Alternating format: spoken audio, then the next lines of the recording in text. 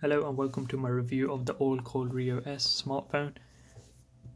It's a 5.5 inch Android phone with a 3200 mAh battery, and this is the box it comes in.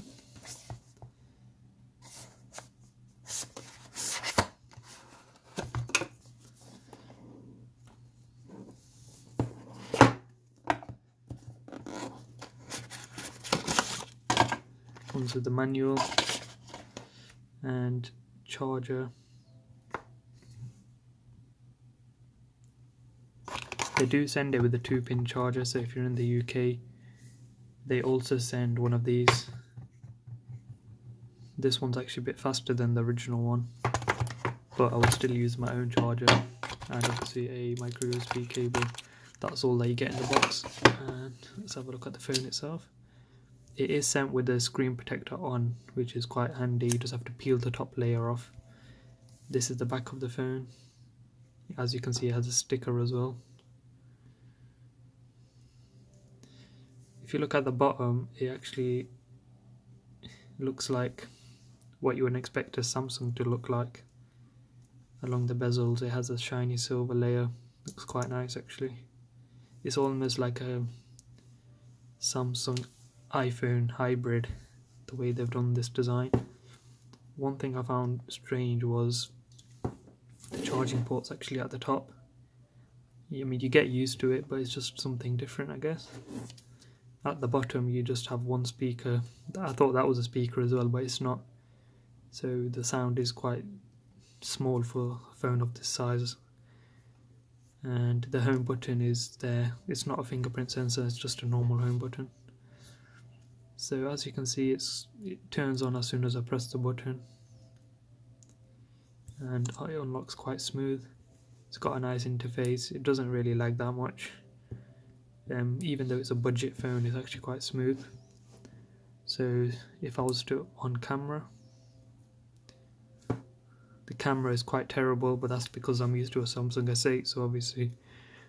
But at this price, it's much more than what I expected. It's 8 megapixel. It is a little bit blurry, but it focuses quite well and it gets the job done at this price.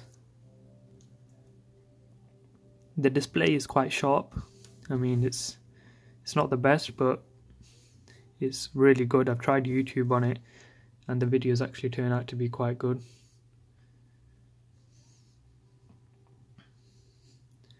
It scrolls fine, it loads everything fine.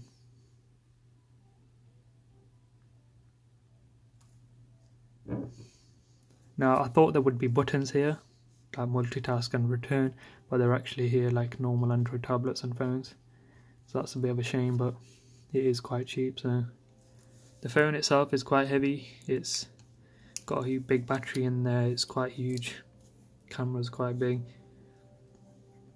So compared to what I'm used to, it's a bit on the heavier side, but it's still totally fine. If I turn everything off,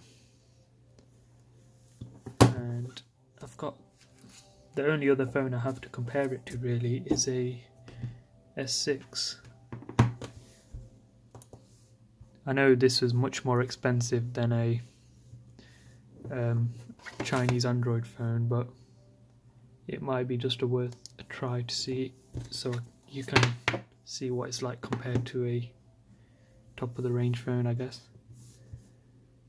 So if I find YouTube on both of them, we can just do like a quick speed test, see which one loads faster. See, it actually loaded faster than the S6, even though the S6 is about £60 more, the current second-hand price of compared to this. So, I mean, the specs might not look all that, but it's definitely got the speed. So we can try Play Store next.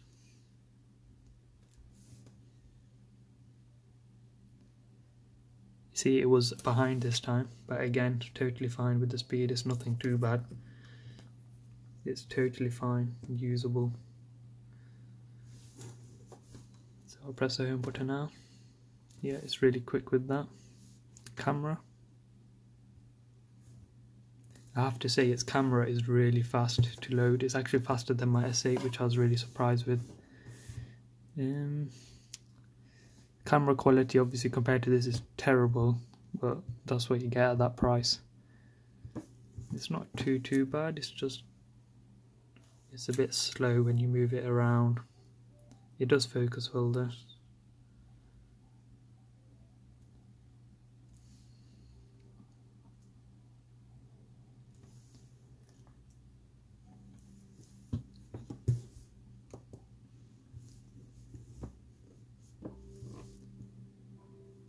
I did the Antutu benchmark. Obviously it was really terrible compared to any top of the range phone.